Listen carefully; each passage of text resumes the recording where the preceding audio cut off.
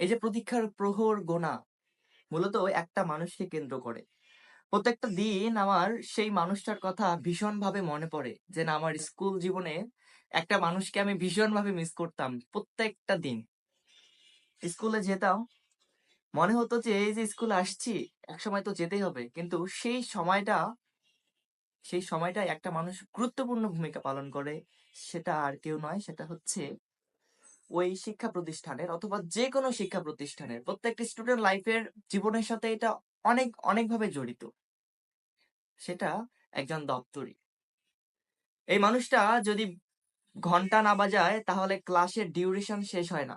যদি ঘন্টা না বাজায় তাহলে স্কুল ছুটি হয় না। আজকে এমন একটা ব্যক্তিকে নিয়ে কথা বলবো যে ব্যক্তিটাকে আমি ভীষণভাবে মিস করছি।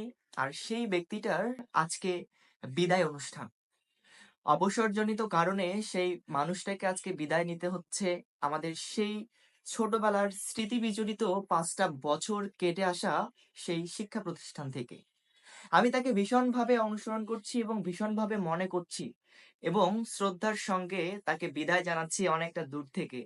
যদিও আমার এই কথাটা হয়তোবা তার কাছে পৌঁছাবে না, বাট আমি আপনাদের মাধ্যমে তাকে রিপ্রেজেন্ট করছি মাত্র।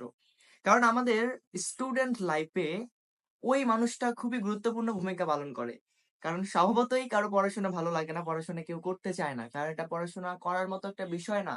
বিকজ তারুণ্যের যে বয়সটা, এই বয়সে আসলে বাঁধাধরা নিয়মে কেউ মানতে চায় না, আর বাঁধাধরা নিয়মে কেউ থাকতে চায় না। তো সেই দিক থেকে আমরা যারা স্টুডেন্ট আছি, আমরা যারা ক্লাসে প্রেজেন্ট থাকি রেগুলার, অ্যাকচুয়ালি আমাদের ওই যে ওই সময়টা ক্লাস শেষ হওয়ার এবং শুরু হওয়ার যে সময়টা, ঠিক আছে, এটা ওই যে লাইব্রেরির সামন থেকে ওই মানুষটা গুরুত্বপূর্ণ ভূমিকা পালন করে। আমি মাঝে মাঝে চিন্তা করতাম যদি আজকে 2 মিনিট আগে সেই দাদু ঘন্টাটা বাজিয়ে দিত তাহলে 2 মিনিট হয়তো ক্লাস করা লাগতো না। সেই মানুষটা সত্যি সত্যি অনেক গুরুত্বপূর্ণ ভূমিকা পালন করে প্রত্যেকটা স্টুডেন্ট লাইফের জীবনে। কারণ সেই মানুষটা, তার অভাবী সংসার, তার টাকা পয়সা কম, এমনটা কিন্তু না।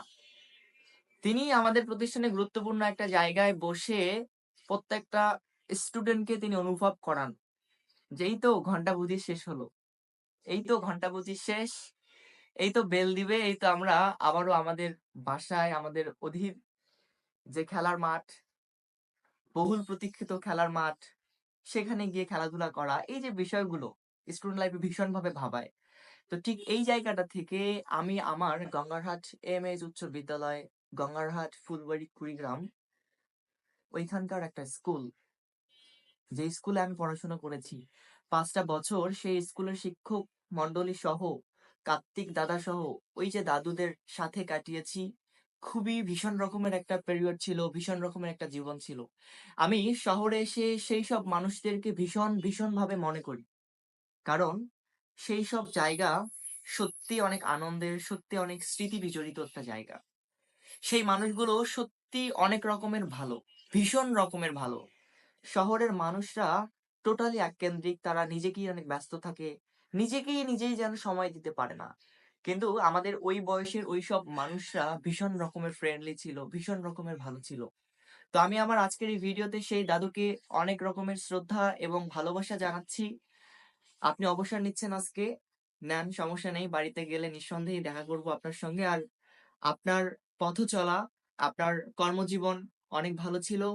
আমরা আপনাকে ভীষণ ভীষণ ভাবে মিস করি, ইভেন মিস করব। আপনাদের আজকে বিদায়, আপনার আজকে বিদায়। আমরা জানি যে জন্মগ্রহণ করলে মৃত্যু অনিবার্য, মৃত্যুর স্বাদ প্রত্যেকটা মানুষকে গ্রহণ করবে। ঠিক তেমনই ভাবে কোন একটা শিক্ষা প্রতিষ্ঠানে বা কোন একটা জব সেক্টরে যে কেউ ঢুকবে, সে আবার বের হবে সেখান থেকে, তার অবসরজনিত কারণে তাকে বের হতেই হবে। তো ঠিক সেই জায়গাটা থেকে মানুষের জীবন খুবই ছোট। এই স্বল্প জীবনে আমরা সবাই সবাইকে ভীষণভাবে সম্মান, শ্রদ্ধা ও ভালোবাসি, একে অপরের খোঁজ খবর নিই। এই আশা প্রত্যাশায় আজকে এই পর্যন্ত। ওই মানুষটাকে আবারও স্যালুট, আবারও অনেক অনেক সম্মান ও ভালোবাসা জানাচ্ছি। ভালো থাকবেন। আসসালামু আলাইকুম।